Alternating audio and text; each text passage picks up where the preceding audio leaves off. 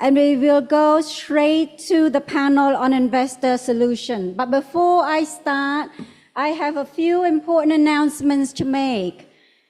The first one is about the headset for translation. We've been told that 20 headsets are missing. They have checked all the room on this floor. They haven't found any. Please check your bag, check your room when you have a moment. We need to return those 20 headsets, or we would have to pay significant sum of money per headset. So please check your bag.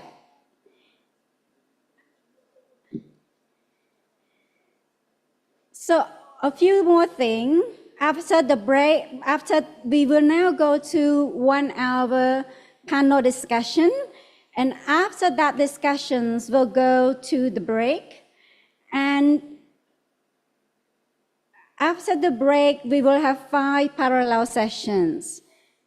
In all those 5 breakout rooms, I'll mention that later. And that will take us to 5 o'clock today, and we won't be coming back to this room and meet again until tomorrow at 8 a.m. We will start our final day tomorrow at 8:30 sharp.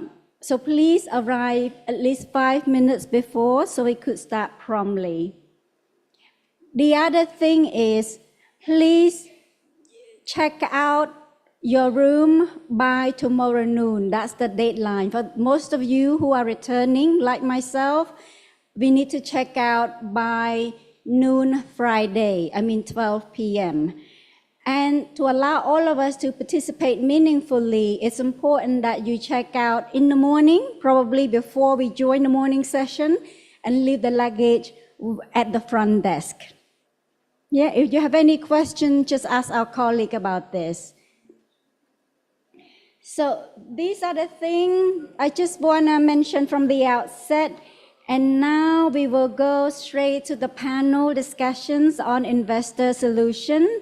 Let me invite Mr. Thiphavong Boupha to the floor. Thiphavong will facilitate this panel discussions that he has put together. Thiphavong is working for both the Land Equity International and the Transformative Land Investment.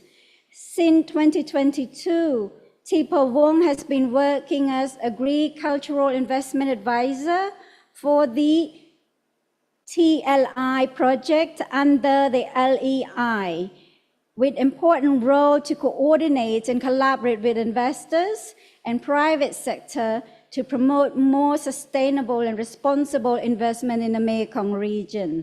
So this panel that Thiphavong has put together will be focusing on solutions to unlock responsible investment, and they will be looking into the growing role of private sector in this area. So Thiphavong, over to you.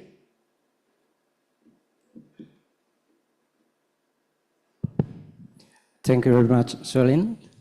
Actually, thank you very much to the teams as well to help preparing these sessions, and we hope that it would be very interesting to many people.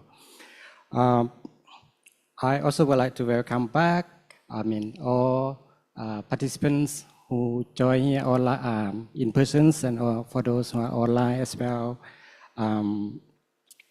For this panel, we are again focusing more on the role of the private sectors, as the mentions with the title of the Unlocking Responsible Investments, Successes and Solutions from the 5 private sectors in the Mekong region.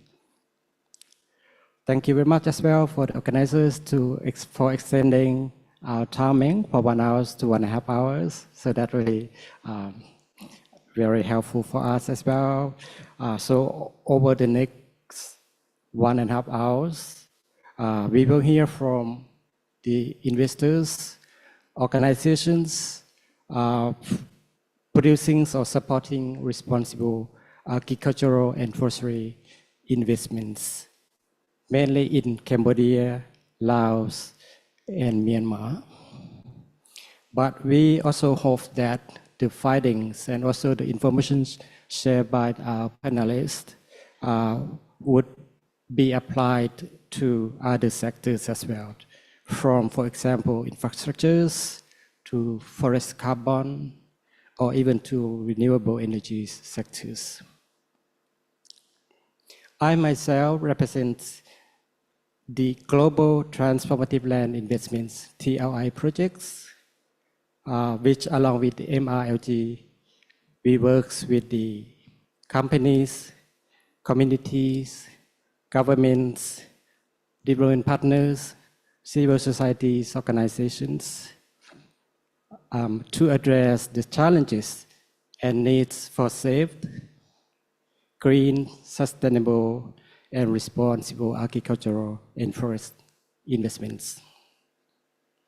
In Laos PDR particularly, the TLI projects has proactively piloted approaches to improve the land-based investments.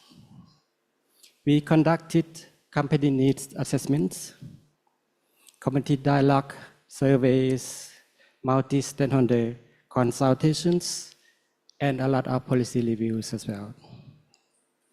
Looking at the investors' risk through an environmental, social, and governance ESG and economic lens, we identify some positive practices that could be transformed and changed.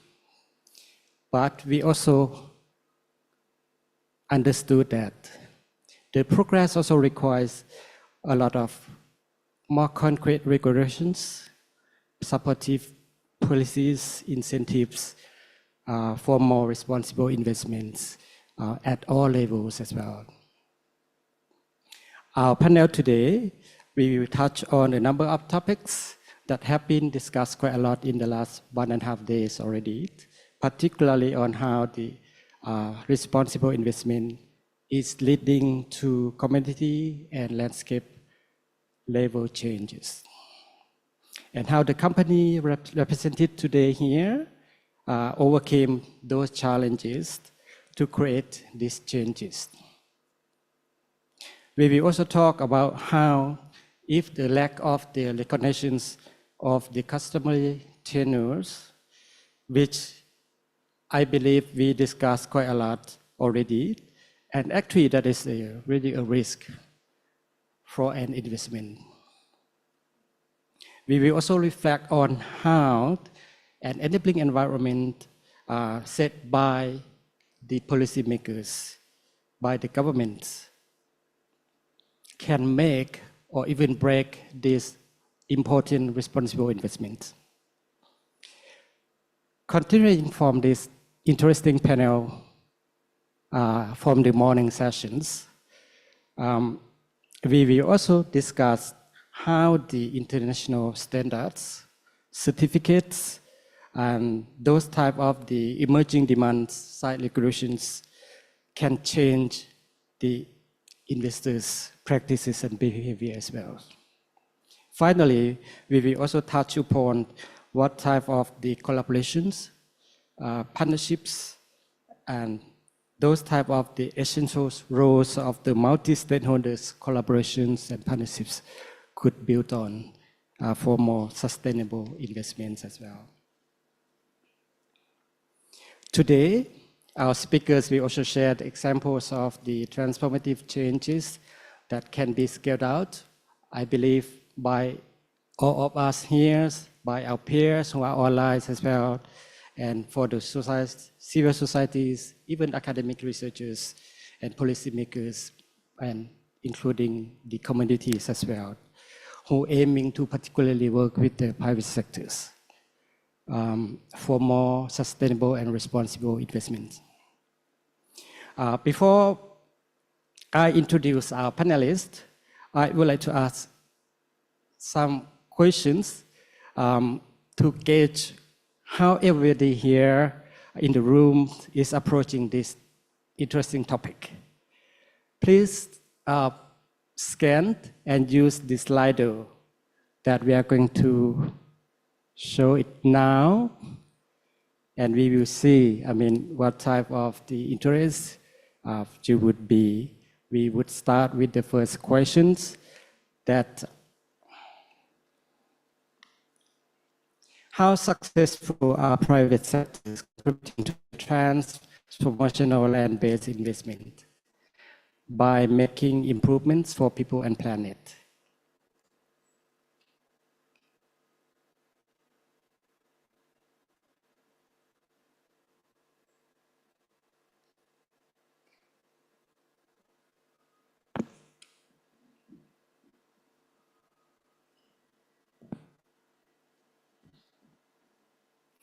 There will be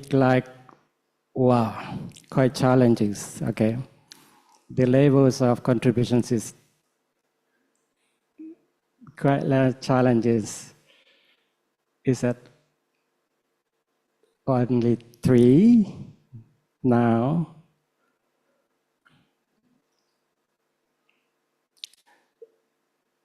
Yep, any more for more promotions or more contributions from the private sectors right now? Wow, okay. I think that's quite challenging, and that's why bring us to these panels as well to discuss how to solve these solutions. Now, okay, we might move to the second questions. Based on the previous question number 1, we also want to hear from you, to see from you as well. What would you consider the challenges for the land-based investors? That would be, the cloud words, please. Key words, key messages from you, not only one word, but can be a sentence. Yep. Bankability, scalability, land conflicts. Yeah, that is really our key topics in the meetings. Yep. Tenure. Yep. Corruptions. Wow, that is sensitive topics. Okay. Yep. I saw capacity building. Yeah, that is quite important. That we also talk in some plenary sessions as well before. Yep. Yeah, I also saw land rights, again, linking to the land topics. Yeah, I think we are all the same page in terms of the consenting and also the challenges faced by the investors as well. Maybe to step up to the last questions. Yep. Well, now, if you were an investor, what one improvement would you like to make the investment more responsible? Yep, transparency, that's quite genius. Epic, yeah, that's comes already epic, okay. Climate smart, wow, good, yep. Transparency, again. Community benefits, that is another topic that we are going to talk about today. Yeah, engage meaningfully with communities. Yeah, that's another inclusiveness that I think, that's quite important. Yep.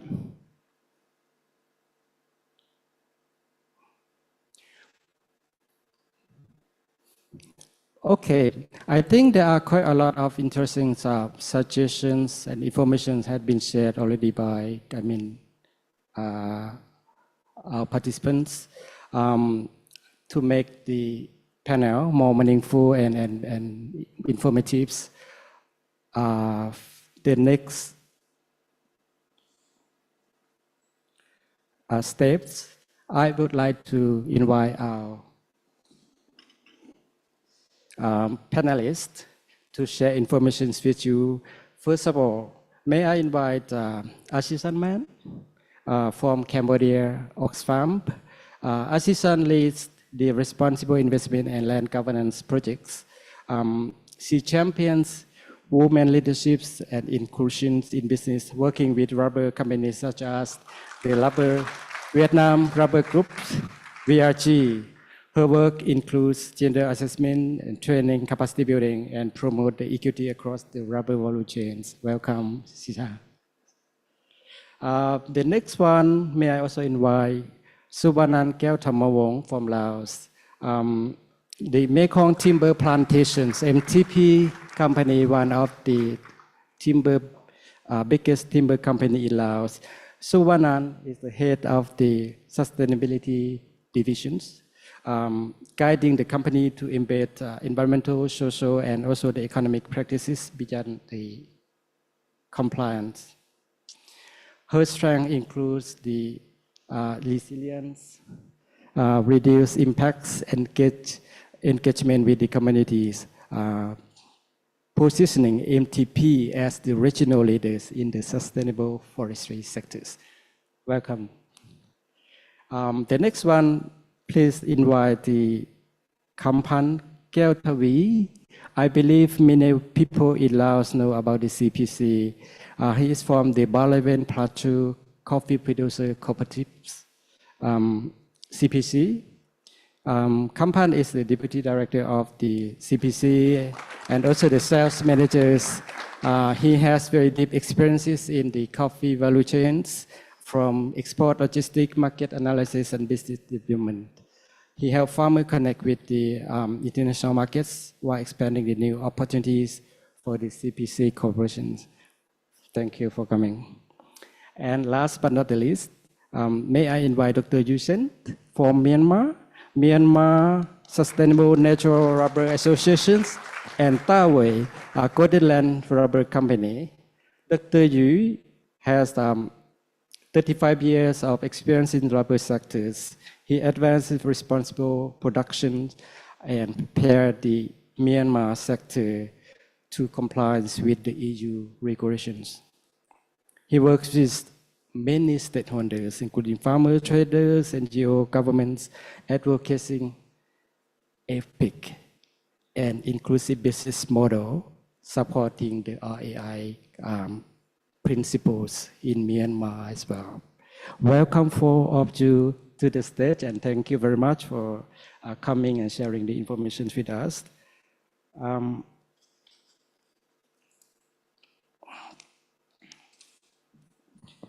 Well, to save our time, maybe may I just start with Souvanane first questions? Okay. Well, I think today we have quite good gender balance, no? So, okay, let's start with Souvanane first. Okay. Souvanane, we know that MTP has been performing quite good anyway in Laos in terms of the working with the communities. Can I ask, how did you build the trust with the communities and also the employees to secure the social license to operate? Can you share some specific examples that how have you applied the principle like the EPIC that we talk quite a lot, and what have you learned from these experiences, please? Yeah. So thank you very much for the questions. And just a little bit of the background of MTP. So we are the plantation company in Laos, and we operate in the land of 24,000 hectares that span in the rural area of Laos and situated in 134 villages in 2 provinces. So which means that we have to cooperate with 134 communities. And for us, the key to operate would be building trust. And what trust that we should gain? It should come from the center of the operation, which are the people. And the people include local employees and also our neighbor, which are the local communities and also the local partner. So how are we doing it? Definitely FPIC it's the key. So at MTP, we have this procedures called the pre-operational risk assessment and community engagement. And this is where we really adhere to the principle of free, prior, and informed consent. And I want to stress that it is not only important at the time of the land acquisition only, but for us, we apply this process as the top priority before any of our operation. So that can range from the pre-planting until planting or plantation maintenance and until harvesting and log transportation. And we have the designated sustainability team member who will go out to the field to conduct the risk assessment of the operation. And the risk will include the environmental, social, and also health and safety risk. And after the risk assessment, we will conduct in the community engagement, where in the engagement meeting, we will provide information about our operation, the risks that we already identify, and also jointly determine the mitigation measure with the communities. And we usually do it well in advance, at least through 2 months. It's because we want to also leave some time for the communities to also consider about the risks that they may face once we start implementing the operation. So definitely it's not always easy. We don't usually get a yes from the community or the easy consent from the community, definitely. And sometimes we also receiving a no from them, or even the condition that we need to follow. So what do we need to do? Because we leave this a time in advance, we then come to the agreement with the community on how do we adjust the operation in order for us to operate. Or otherwise, we will need to adjust the operation to change it to the different way so that we can get into the agreement with the communities. And why does this matter for us as the investor? And I have said that in my talk yesterday as well about how the benefit of this would be to reduce risk of investment. It means that we reduce the cost because the risks have already been mitigated since the beginning. So the cost of the investment or the operation have been reduced. And that is what we see as the most important thing would be to have social license from the community. And again, it's not easy. We need to partner with the CSO and also the partners such as the TOI project as well for us to improve the community engagement process through time. So for us to not only to just conduct the community engagement. So community engagement and also FPIC are different process. We really need to make the genuine FPIC process where we ensure that everyone also have a voice. So not just provide the information and also receive the feedback from some community members, especially only the village committee. But we also need to conduct the focus group discussion to also make sure that other groups as well, especially women or elderly people, understand about the risk that it may have with the operation.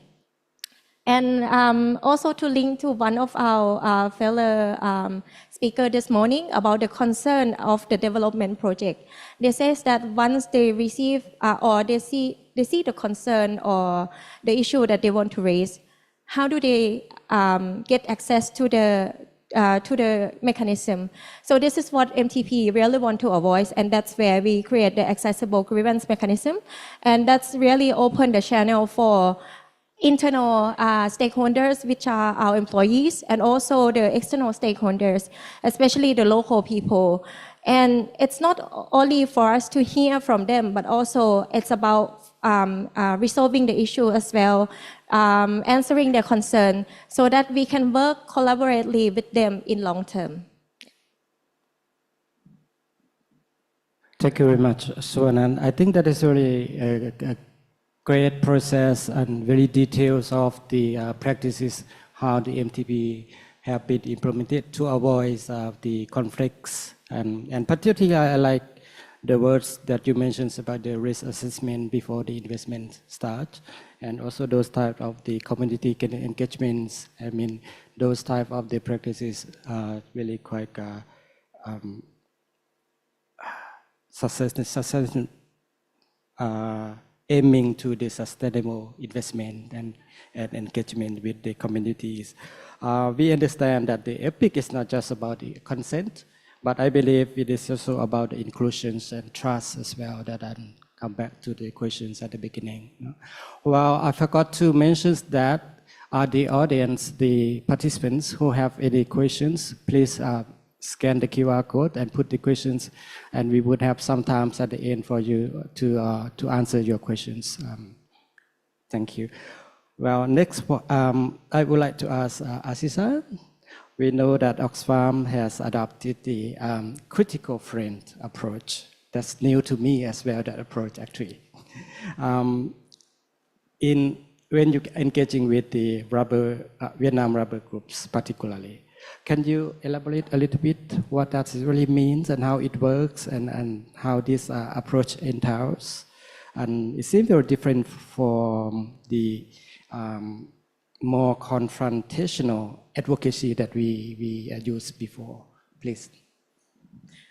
Thank you so much, Thiphavong, for having me here.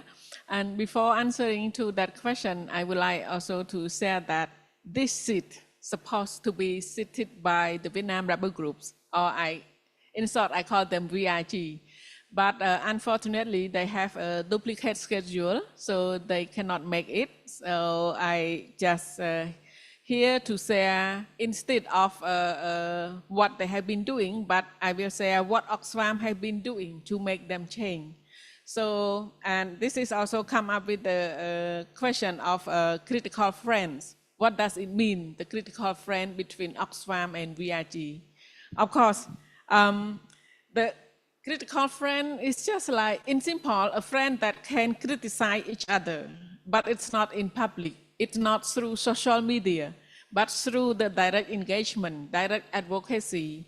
And we use the evidence-based research, analysis, and assessment to prove our recommendation and input to VRG. So this is how we, as an Oxfam, have been a critical friend with VRG. Even before becoming a friend with them, we also have a very intensive internal debate and discussion in our role among Oxfam. So how can we balance our critical stand and also work as a collaboration with the private sector, a very huge state-owned enterprise that everyone knows, I guess, in this room. So, but still, you know, we have the goal that Oxfam decided to choose this approach because we have a goal to encourage them to change their policy and practices to adopt sustainable practice and also the responsible investment model. And Oxfam, we see the opportunity to influence through the collaboration rather than a confrontational approach that have been employed by others. And of course, Oxfam benefit from this approach as well. Without other employ the confrontational, Oxfam may not be able to sit and direct engage and advocate with the Vietnam rubber groups. So we deploy different advocacy approach, and Oxfam in the position that can have an opportunity to choose the soft one in terms of the collaboration. A critical friend that bound by the MOU, the Memorandum of Understanding between Oxfam and VRG, we state clearly a very specific action plan that we jointly collaborate and implement within a specific period of time, and within also funding that both parties have been put to co-implement the activity altogether.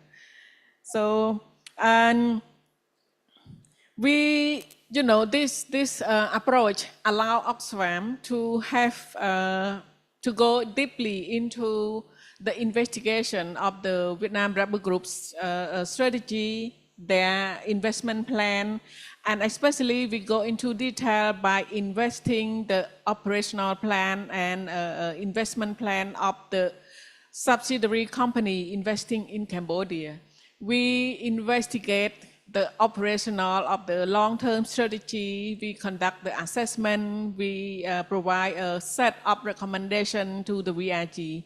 And beyond that, we are not only provide the recommendation, but we also help them how to deliver those activity effectively through provide a capacity building set to the senior management of the VRG and also the subsidiary company in Cambodia.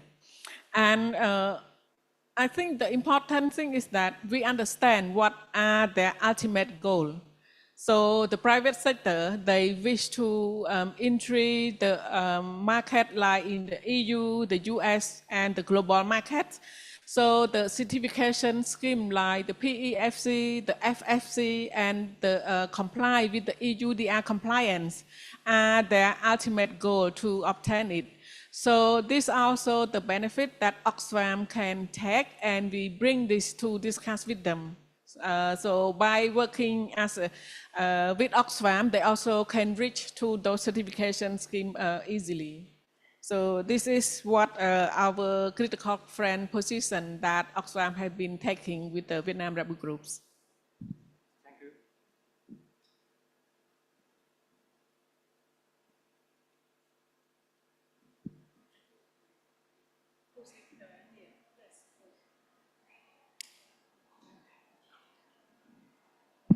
Thank you very much, Asisah. I think we are really on the same page. Particularly, I'm working for the TOI projects. We are also, use very evidence-based solutions for solving, recommending, and for the problem solving, and with our partners as well. And you also mentioned about the importance of the collaborations. I think that is really a way to go, particularly for the sustainable business operations and investments, of course. We will come back on the certifications with you later, but I think that you touched upon that for us already. The next questions, may I ask Dr. Yusen? The certifications and international standards has been mentioned already, and we know that now there are quite strong demand-side regulations, particularly to require those type of the supply chains transparency, traceability, but we also know that to comply with those standards, and for example, with the ESG or with other standards or certifications, we know it's costly and expensive. But you mentioned before with us that you said it's necessary and could make it access to more profitable and higher value markets. And how has your company adopted these business practices to secure the inclusive market access for your company? Please, Dr. Yu. Thanks for your question. According to the UN Sustainable Development Goal and ESG, nowadays, international rubber buyers care about the ESG and transparency and geolocation mapping and align with the EUDR rubber market. These are ESG meta event in Myanmar also. So the international buyer are confident, like to get the confidence for the traceability data transferring and EUDR guideline. At the moment, about the rubber farmer, they see the transparency in their own interest. It would be helpful to get the higher price, and they can get the more good income, and they can improve their livelihood. So our company identify Bridgestone company is a promising buyer for us. They given their commitment for their ESG, SDG goal, and complying with their according to their market requirement. So our production, our company, our factory is a product our rubber aligned with the Bridgestone guideline and compliant and their procurement policy. We follow with them and we produce. And later they approve. The Golden and my company is one of the supplier to the Bridgestone. We got the approval. That approval means they will be buy the better price from our company. We got the better price, and so we have to have equity between our supplier and our company. We share our profit also to the rubber smallholder and supplier, so they can get a more income and they improve their livelihood. For this matter, how to collect the traceability data and geolocation map and other compliance, at first very difficult from getting the smallholder rubber farmer. They are worrying about transferring about the data, the owner land tenure, the labor, the geolocation map. They concern a lot. What will be impact for them? We assure this is only for the market access, not the control. If you transfer the data and you collaborate with us, we can get a better price. If we can get a better price, we can share more money to the smallholder rubber farmer. We approach step by step, very carefully. This is a very, very interesting matter we approaching. Another thing, we collaborated with the Bridgestone. We buy the latex.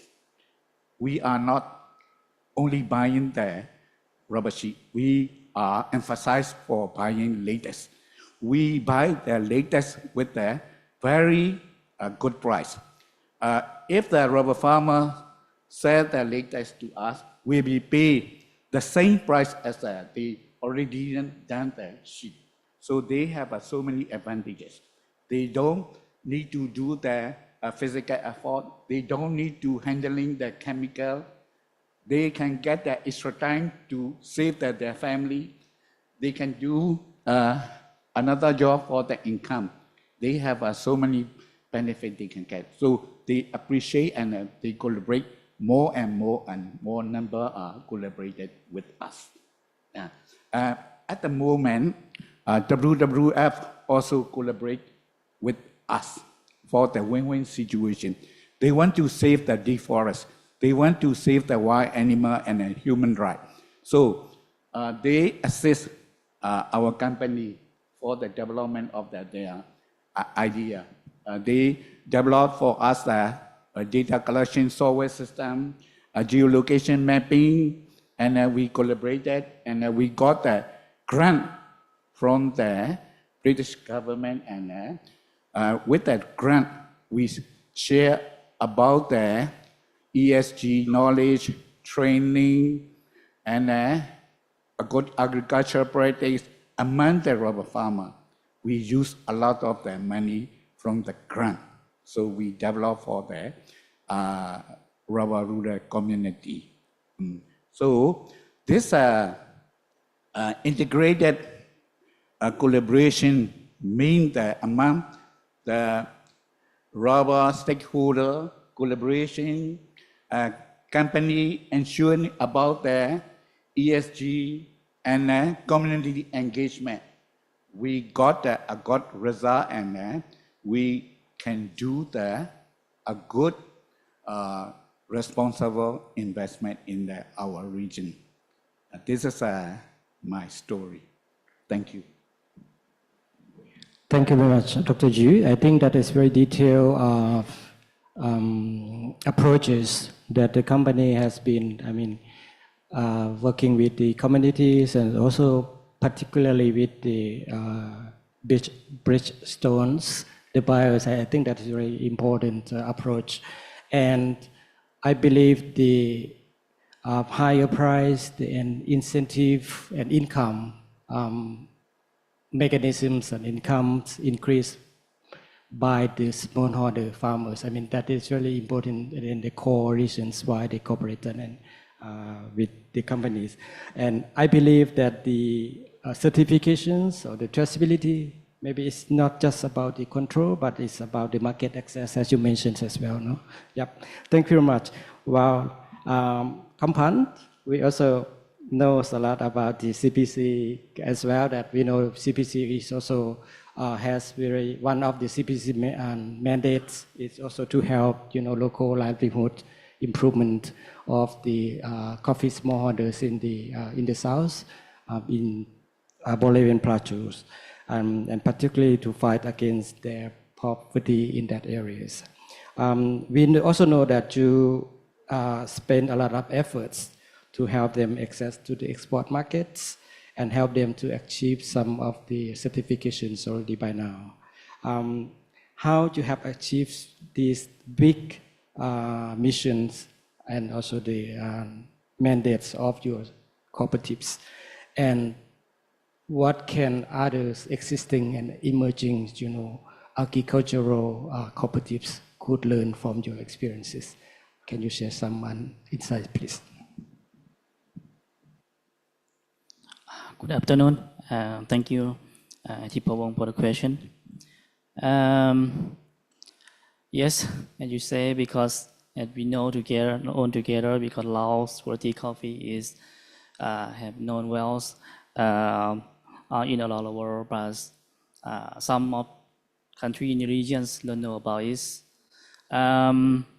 We CPC we have been trying to improve to access to EU market and ensure on benefits to our member. CPC we assist small coffee farmer to become the fair trade international certified, and eventually for international organic certified, because in organic we comply for 3 standards for now. We have iPhone for ASEAN country, and EU standard for European country, and also for US and Canada that for export this coffee to this country. What is up to European EU operator who buy the coffee resource from our member.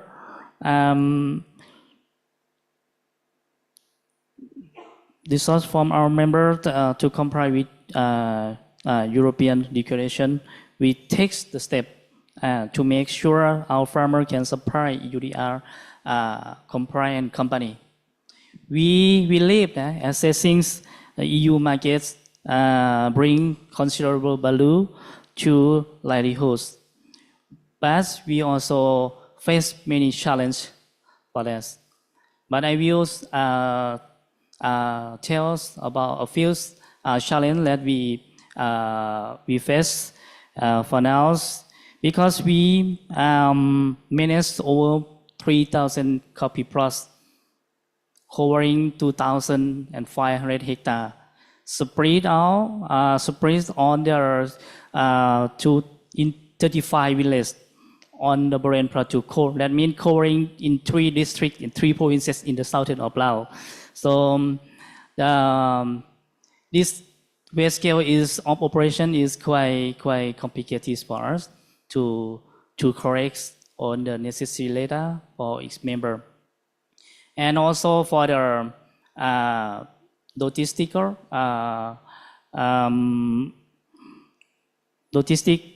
core for the difficulty, because 3,000 plots are not located in the city, all the the 3,000 is far from the city, from the urbans. So when plus with the poor condition of the roads, so it's quite complicated for our internal inspector who need to visit that's papers to audit or to correct some necessary data. Yes. And for that reasons, the budget and time constraint is also phrased out as well, because since we have known about our EUDR regulation in 2023, and we start to implement it in the beginning of 2024. And now we can compress only 70% of that 3,000 pots, you know. Yeah, because it's quite take time to compress for own meticulous data from each member, because based on international fair trade and organic standard, CPC has established a robust system to ensure the traceability throughout our entire production line. The system approach will enable CPC in practice comply with EU deforestation regulation. To achieve this, farmer retail like us, because one member they might have 2 plantations, 3 plantations, might have different kind of coffee. One is Arabica, and another one is maybe Robusta, another one would be typical coffee. So we have to make sure there's information that's completely with the EU regulation and ensure that traceability could be checked and could be traceable to each cargo loss or each container coffee when we export. So by this, because CP have spent a lot of budgets for this, because CPC do not hire another external company to work for it to correct this data, because we have the selected the we select some of member themselves who have the capacity to get the data for us, something like that, because we need some the engagement from the farmer to help the cooperative to have to supply the information for CPC to ensure that all the coffee can produced by CPC is belong to the EUDR regulation. That's the resident from the cooperative like CPC. Yep. Thank you, Khamphanh. I believe that CPC with such long, history and experiences could build the sustainable cooperative by now. You mentioned key point about the technical capacities of the members and also of the households as well. I think that is really the key to control the technical issues, the internal control systems, and those type of, to comply with the certificates requirements. But at the same time, I think the managerial capacities of the cooperatives, of the farmers organizations is very important. I just want to also mention that is really make a lot of the farmer organizations fail and not sustainable as well. So thank you very much.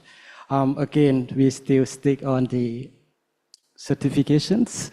I think we are aligned well with the morning sessions as well, linking to the EU, DRs and other certifications. But for the timbers and forestry sectors, maybe I can ask Souvanane again, linking to the FSC certified timbers. And also we know that the IFC, the International Finance Corporations, also has standards that your investors required to comply with as well. Can you share with us, I mean, how the company implement these standards, and also mentions, please, about the costs and what type of the benefits, motivations, and how these transformations happened? Yeah. So for MTP, it's the requirement at the beginning from our investor that we need to be FSC certified. And also, this is not sufficient, not only FSC. It's also about the due diligence process and also the ongoing compliance with the IFC performance standard or the International Financial Corporation performance standard. And we believe that these are not just the checkbox or the label. It set a very high bar for the company, both environmentally and also socially as well. And it's really transformed how MTP runs our business. So just to explain part of the question on how do we do it at the beginning. So New Forest, our investor, acquired the asset in 2018 and from the previous owner. And that is where that is the shifting point for the company, because we need to transform our operation from the old style to the new style, which involve this high bar of the international standards. And it was not easy. So it includes a lot of time and also investment. The company started this by investing in setting up the designated team, which is the sustainability department, who help to guide, to involve or to include these standards into the day-to-day operation of the company. And we need to build up environmental and social management system, which means that we need to develop all of the new documents, including policies, management plan, and also the standard operating procedures of our team who work in the plantation needs to include the requirement of the environmental and social standard in their day-to-day job as well. And we also, after that, build up the sustainability committee, because we believe that sustainability shouldn't sit in one department. So it should become part of the culture of the company. So we set up this committee where we have the representative from each of the department and to be involved in the committee and ensure that sustainability is in their day-to-day role of work. And the cost involved with this will be, first thing would be the cultural changes. And at first, we receive a lot of resistance from our colleagues, because they need to change from the way that they're familiar with in working to the different style. And some might not understand at first that they will think that this is only the investor requirement or the new rule that they need to follow. So it's take a lot of time for us through the continued training and also awareness session for them to really understand that it's very essential for the company. And after getting familiar with these standards and day-to-day job, it's become very normal for them, and it's however help them to reduce the risk of the operation or the day-to-day work. And secondly would be the investment. So the cost involved would be the time consuming and also the amount that we need to spend in order to be compliant with the standards. That's including environmental and social standards that we need to adhere to.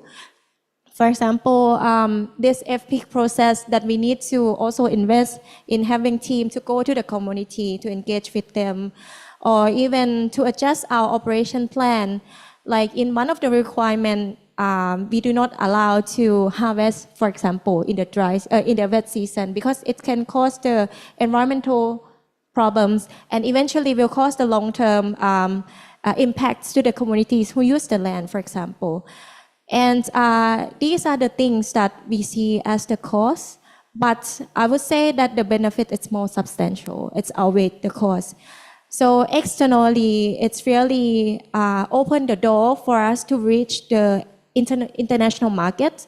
So with this FSC certified products, or label that we have, we have a lot of investors from many countries around the world who reach out to us, who would like to buy the product from our company.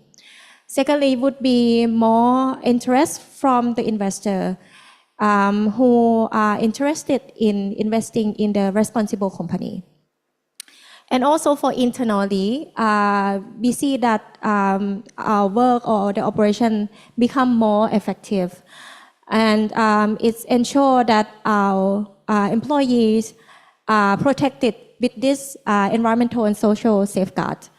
And also, most importantly, I would say it helped to build the strongest foundation, which is the relationship with the communities. I think that's the most important, which we get to have trust from the community, lower risk, and also conflict with the communities. That's the most important thing. So I would say that we earn it day by day, and it is the win-win situation for both the investor and also the other stakeholders as well. Yeah. Thank you, Souvanane. I think that is really like long-term efforts to build such systems in place in the company in order to make it really win-win, solutions. May I get back to Dr. Sein again, please? You already mentioned, at the beginning about the traceability systems and the geolocation data that your associations is collecting from the members. Can you elaborate a little bit, please? How was it developed, the systems, and how does it work in practice? And also what informations that are needs and also provided by the members? And what type of the technologies that you use to collect this data and to build these systems? And are there any challenges that you met and when doing this type of the systems, and particularly in terms of the data privacy? You also mentioned already, and also the locations as well. Particularly, we know that in Myanmar there is some of the experiencing some conflicts situations. So, what type of the information, please share? Yes, thank you. About the traceability data collection, WWF and Myanmar Sustainable Natural Association collaborated and developed, allow to apply company who are willing to use. For example, my company collect the traceability data through our fee collector. We call the fee collector, who are collecting the latest at the fee level. We train these fee collector how to collect the data, how to save the data, and how to transfer to us. But for this, we have to engage with our supplier, like a smallholder of a farmer, medium size, big size. We will be collect the data. As I mentioned, not for the control, only for the market access, better price. We do the assurance, and they willingly give to us. So we collect the data through the fee collector, and one thing we modify our terminology is what called the model dealer center. We open the rubber latest collecting center at the 4 area in our region.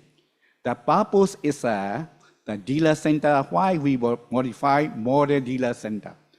The farmer supplying to this center have to register, and they are collaborated with us and transferring the data. And another thing, what we can do, we can share the knowledge about the ESG. We can share about the EUDR, how important of the ESG, how important of the EUDR, how we get the benefit if that they will be followed. Another thing, we can train, we can share technology, about the harvesting of the latest, about the collecting of the latest, about the processing of the latest. At the center, we can do. This is a center, what we are modifying. We call the model dealer center at our region. So we collect the data through the fee collector, model dealer center, simple dealer center, and the factory. We collect the data and save the data at our association.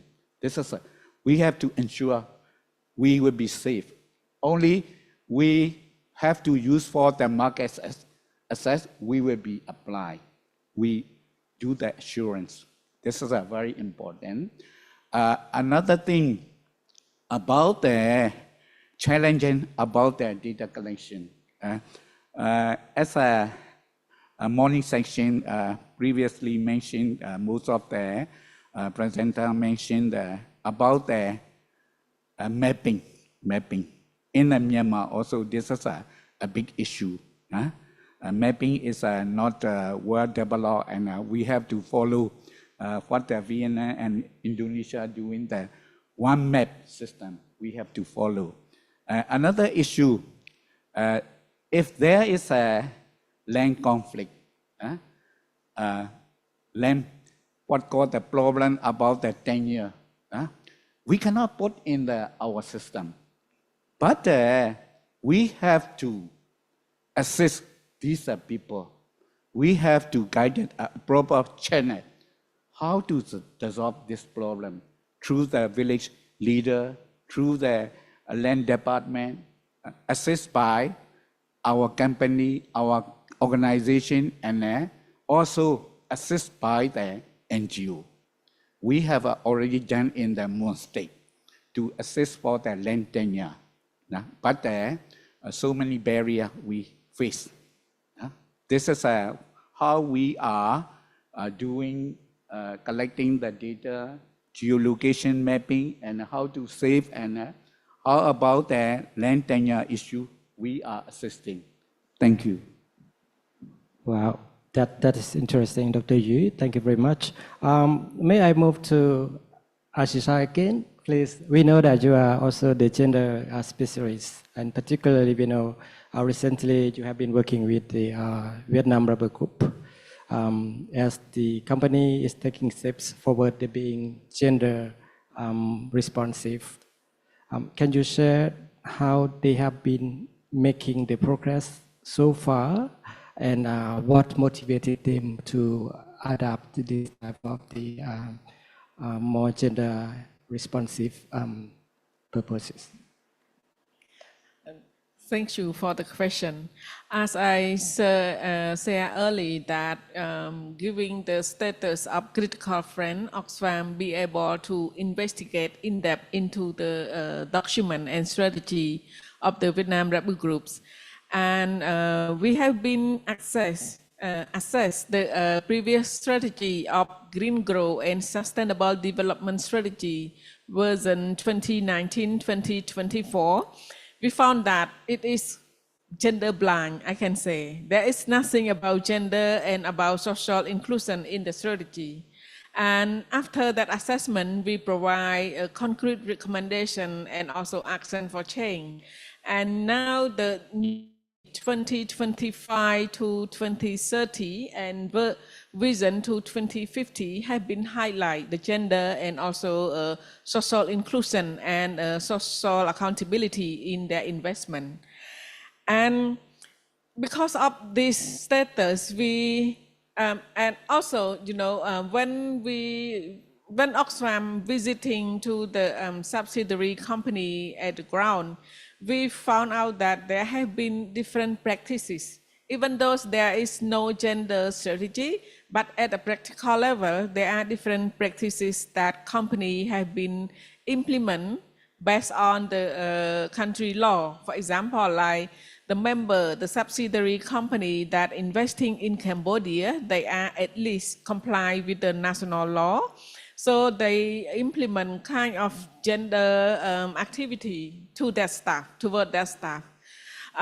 in Cambodia alone, VRG has 16 subsidiary companies.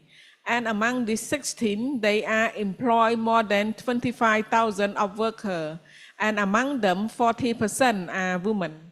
So this huge amount of worker and also the women worker under their benefit and working for VRG, we see a lot of practice that consider women worker at the field, but there is no compliance, no standard, no policy at the corporate level. So we advise them to conduct in-depth gender equality assessment to the whole operational level, operational of the VRG. And after that, we come up with a recommendation, a set of recommendation and suggestion. And the first and important recommendation and finding is about the capacity of the, even at the senior leader of the company, at the corporate. They are very limited, and they acknowledge this finding and they accept it. So, and VRG have been requested for capacity building from Oxfam in terms of understanding gender equality. So, of course, we speak to MOLG and we're looking for opportunity to support them. And by just in the past few months, we have been organizing gender equality training to the VRG companies in Vietnam and in Cambodia. And in total, we have trained more than 200 of senior leaders of VRGs and more than 100, and among them, 112, but they have only 18 women participants because we are trained the senior level, and at those senior level are very limited number of women as well. So this is it's just like from the top to bottom, it just very limited gender equality in their structure already. So this is how we see the opportunity and also where the VRG itself seeing the weakness and where they can improve. And furthermore, as I said since yesterday in the gender session, that gender tone is soft, but it is very powerful. And this is where Oxfam found an entry point to speak to the corporate like VRG. And some of you may not know that VRG is a Vietnamese state-owned enterprise that investing in many areas, but the main investment is in rubber, and they're investing in Cambodia, Laos, and Vietnam with more than 200 of companies as a subsidiary member. So it is very huge. And as I said earlier, because they are looking for the market at the US and also the EU market, and EUDR will become into effective end of this year. And the due diligence compliance also state about the social responsive, the gender in their supply chain and so on. So this is where they see that they can take opportunity to improve their policy in practices. At the same time, they can comply to those international standards and certification. So of course, it alignment with their ultimate goal. So they will open for collaboration with us.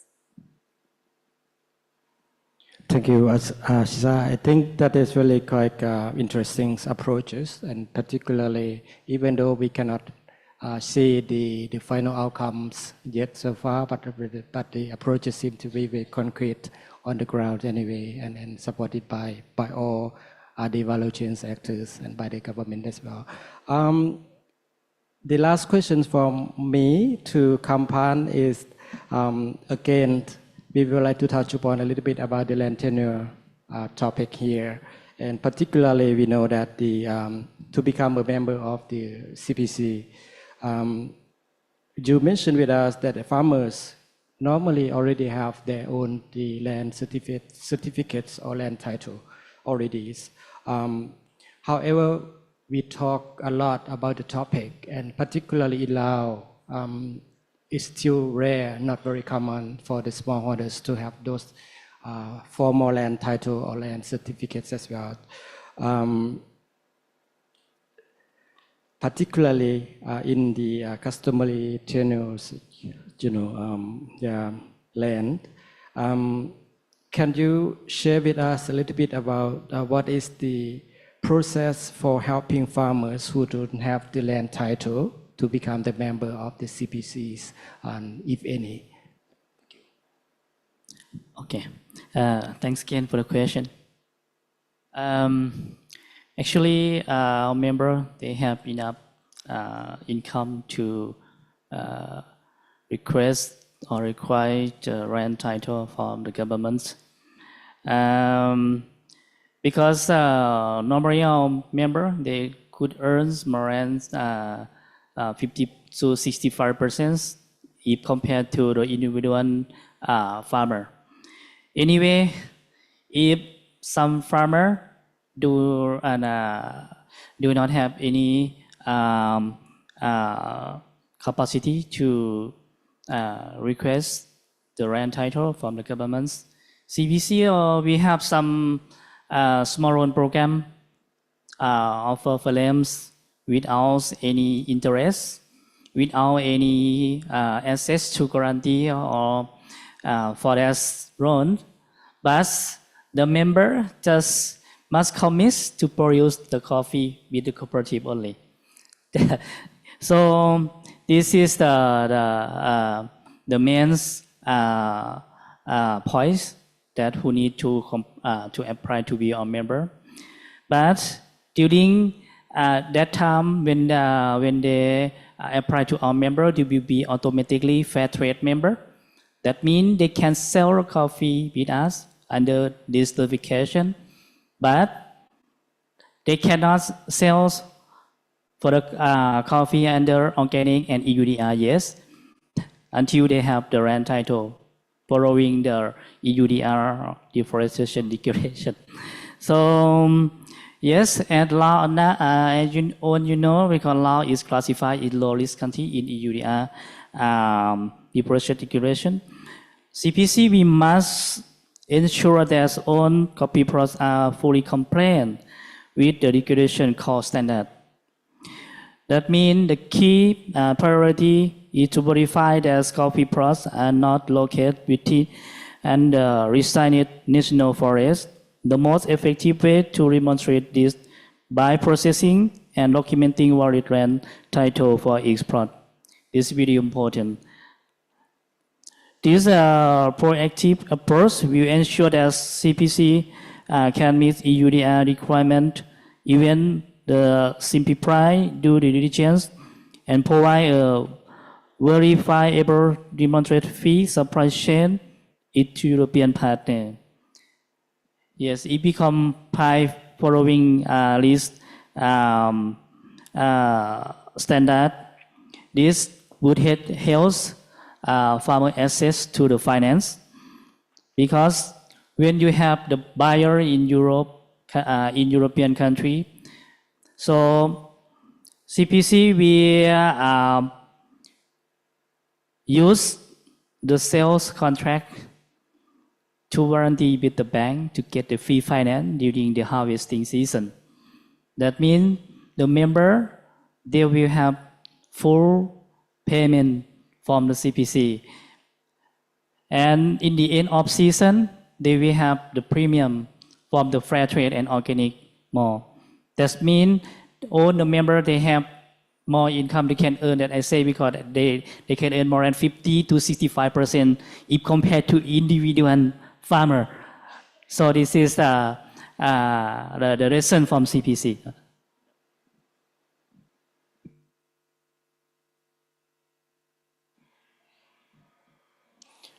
Hello. Thank you, Khamphanh. I think that is lucky that the members do not have very serious land tenures in your cooperatives. Anyway, let us turn a little bit to some questions from the participants. I think there are quite a lot of interesting questions, but we would pick those who are relevant and most asked questions. Maybe we can start with Dr. Yusen. There's a question to you. How would you define a good price of rubber bought from smallholders? Do smallholders believe they will get premium price or benefits if they hand over more information? Please maybe take about 2 to 3 minutes. Thank you. About the smallholder rubber farmer, we share about the EUDR nowadays. If we can follow EUDR compliance and given the due diligence, we can get the premium price. For example, without the EUDR due diligence, for example, 1,500 US dollar per ton may be changed to the 1,600 US dollar. It means that around about 100 US dollar. Initial phase of the EUDR margin is around about 300. Nowadays, most of the supplier can supply with the EUDR due diligence. The margin is narrowing. Nowadays, around about 150 US dollar nowadays. But anyhow, with the EUDR compliance, we can get the premium price. It means this is very precious for smallholder rubber farmer. But one thing very important is like our company, like other company, they have to follow and understand. They have a good ethic about the ESG. These company will be shared to the margin to the smallholder rubber farmer. It means that very important. So this is one of the ethics we have to follow among the producer and supplier. This is what I'm willing to mention. For the smallholder rubber farmer, very precious margin they get, and they can improve their livelihood than the previous situation. Thank you. Thank you, Dr. Yu. I think I hope that is clear for those who ask these questions, and particularly about the premium price. Maybe next questions to Souvanane. The question is the road to success is never smooth, and there are still more irresponsible investors than responsible ones. Tell us about the past struggles, past challenges, how they learned and improved. So I probably have already explained a little bit about this, but let me expand more. We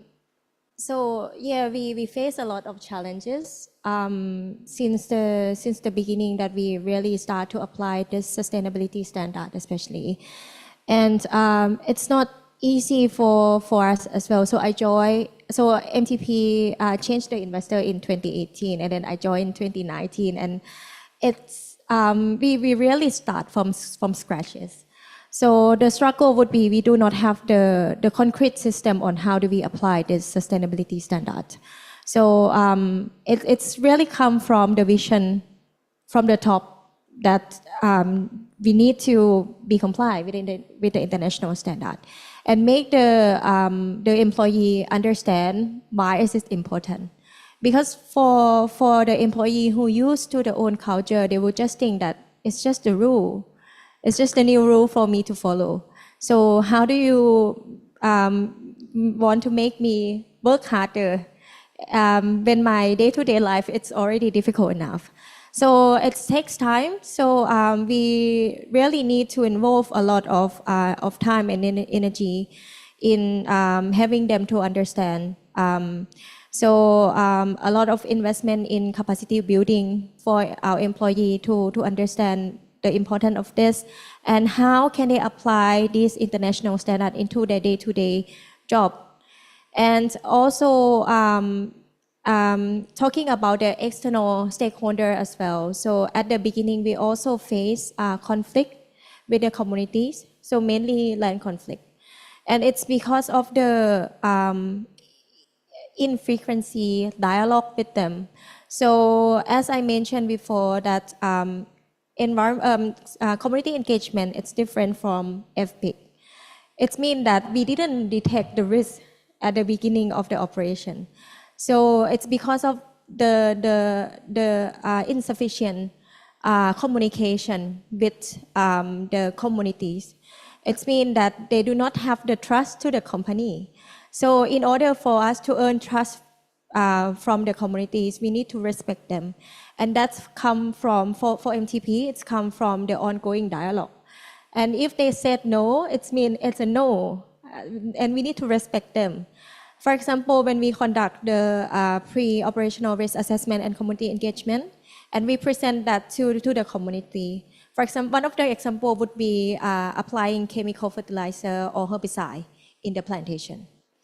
And although the chemical that we apply is allowed by FSC standard or the national law, it's still the concern of the communities.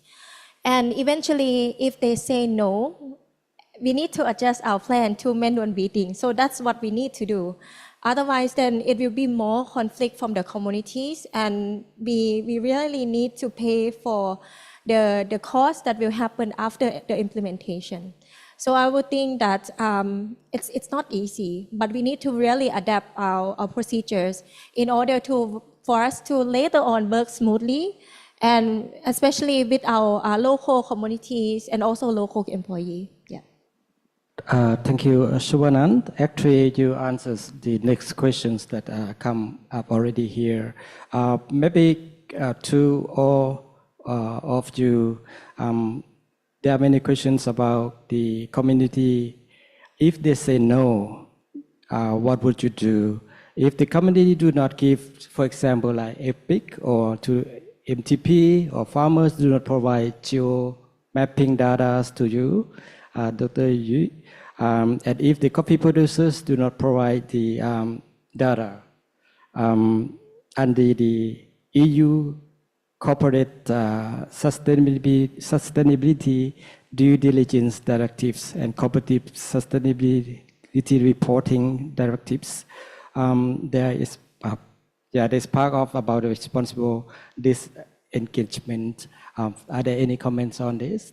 I mean, if the communities or farmers do not provide or collaborate with you, and what would you solve the problems? Yeah.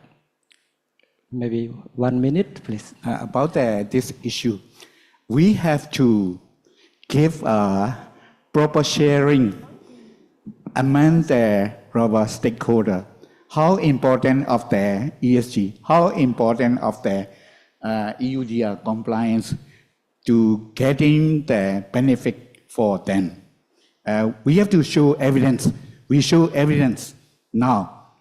Without the evidence, they will not be followed. We will be repeat, and we will show evidence. We invite and we will show evidence who are giving the data and geolocation map, and a collaboration with our company get a good price. Every farmer willing to get a good price. Why not? He will not be followed with us. We will try, repeat, and show the evidence. This is my idea. Thank you. Souvanane, you would like to add something shortly, please? I'll be very short. So, like to us, although it's a no, it's the ongoing dialogue for us. So sometimes we usually get the condition from the community that we need to follow. It's not easy at all. So as I said, that we have this accessible grievance mechanism, but we receive the very low number of grievances. I think it's because we go to the community very often. So the concern have already been addressed and at the beginning. And if that's a no from them, then we try to find in the agreement with them.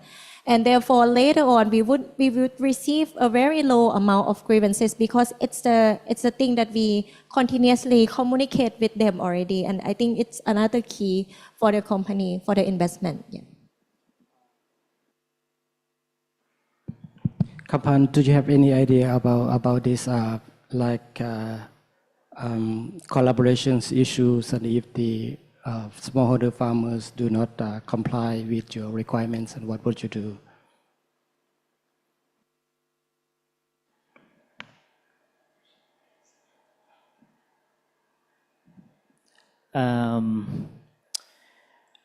Actually, CPC we have the cooperation with many farmer, especially in on Bolaven Plateau. We some of member who know us and collaboration with Art Wells. We have Lulu to control for this because belong to fair trade and organic standard. Is because this international is very strict for that. If you do not respect it, we have time for you to improve yourself. For organic, you have time for 3 years to during this time. If you collaboration with us, because in each year we will have the internal inspector. We go to visit your plantation. Every year they will go to check on the inputs. What do you have ever input in your plantation? Have you input chemical or not? Have you input pesticide or not? And also for the coffee tree is still the same because before when they apply to be our member, they already mentioned okay. They have 3,000 coffee tree in the plantation, but now how many tree left? And also they have another big tree or another kind of the tree in the plantation or not, something like that. Because this is really useful information for us to collect because belong to the EU regulation because you have to practice in agriculture lands product, right? So that means this information is very important. If you don't have collaboration with this, that means in 3 years you will we will have to resign. You will be our member or not, something like that. Yeah. Thank you, Khamphanh. I think there must be some commitments, no, from all parties that are being on the same channels, on the same boats anyway. I am very sorry. There are many questions left from the audience, but because of the time constraints, so we would have like last questions or suggestions from our panelists. For each of you, please. If you would like to suggest one critical changes to the governments, to the decision makers, to better enable, to provide better enabling environments to your investments, what that would be, please? Maybe just about 1 minute, please. Thank you.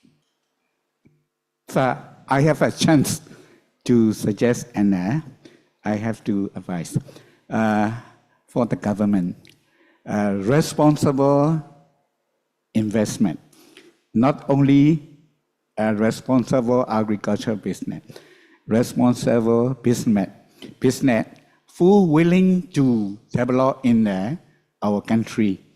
What company, local company or international company willing to develop responsible investment in Myanmar? Government should issue a new law with some attraction and realization for the development of the responsible business in Myanmar. Thank you.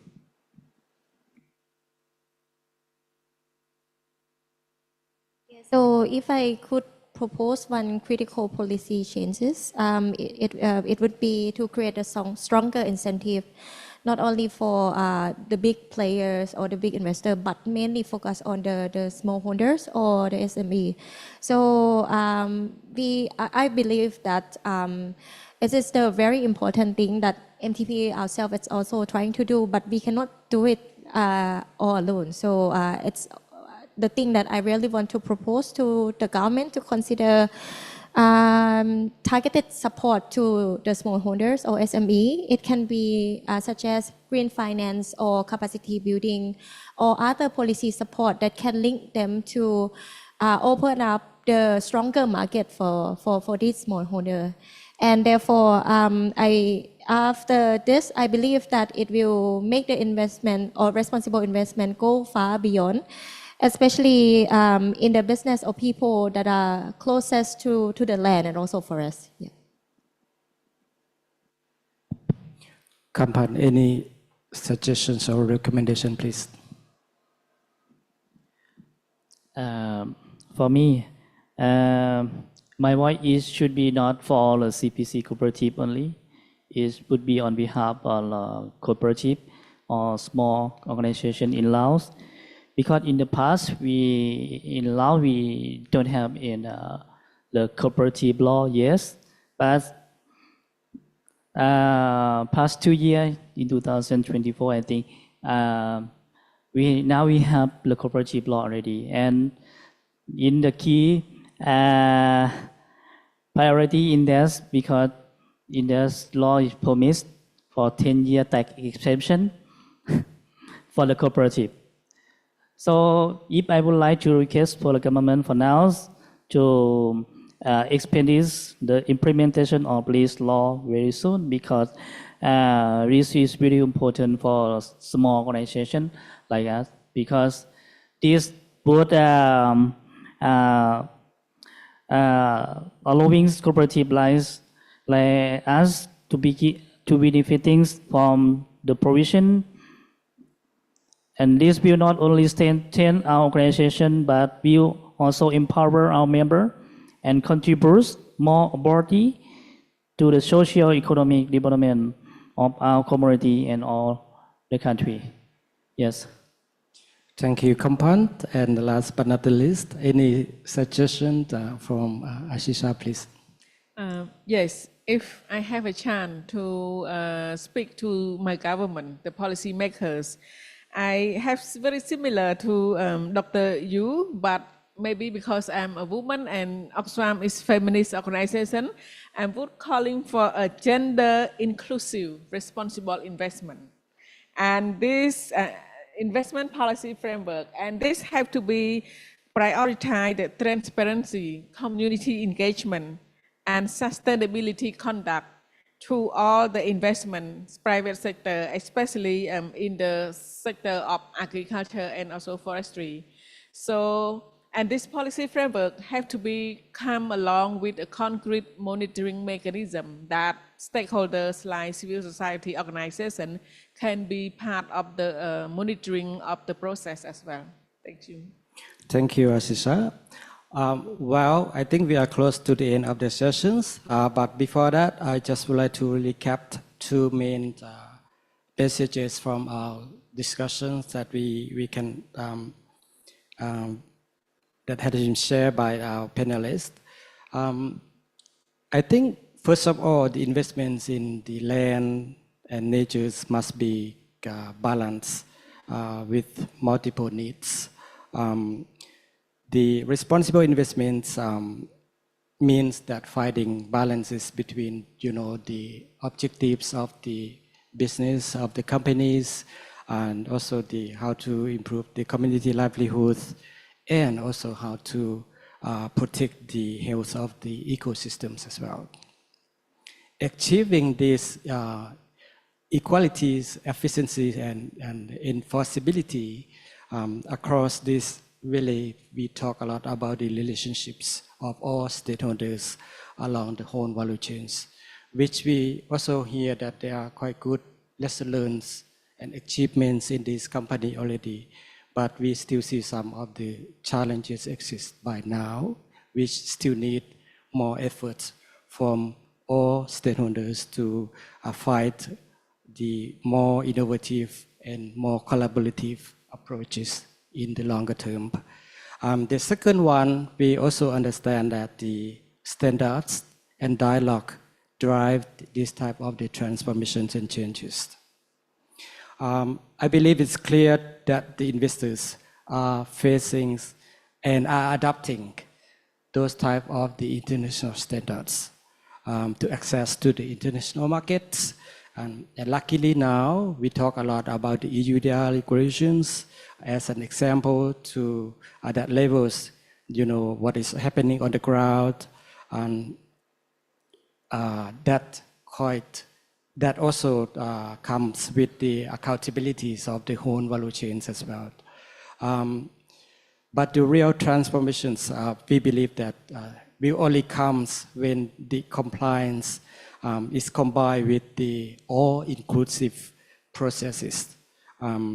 Farmers have to play a role to contribute to, for example, the traceability tools, communities share their voice, the government creating the enabling environments, and the other stakeholders to provide supports. Also, we believe the co-creative multi-standard dialogues and platforms like this would also be critical to build the trust and ensuring the long-term success and long-term results of the whole value chains, including the investment in agriculture and forest sectors as well. My last words is that, let me thank you all of the 4 panelists from the rubber sectors, timber sectors, and also the coffee sectors for your commitment and also for the leaderships. We hope that the story of yours to transformative and to support the responsible investments would be scaled out to more longer landscapes and more longer projects as well, within the countries and within the regions and in worldwide as well. And we also heard some of the critical suggestions and recommendations as well, and we believe those type of the comments would bring us to the tomorrow sessions on the policy solutions. Before we end the sessions, again, I would like to thank you all of the 4 panelists, Asisah, Khamphanh, Souvanane, and Dr. Sein, for sharing us such valuable experiences and stories, and hope that you again make the next step of the successful stories and share with us again. And we hope we can keep these conversations going on, and even when the panels is finished. Thank you very much, all of the participants, both here and online as well. Thank you very much. And thank you very much, Mr. Thiphavong. Please, another round of applause to Thiphavong. Now, while they're taking pictures, I have a few announcements to make before you go to coffee break. Please, if you cannot find your key card room and a mobile phone, go to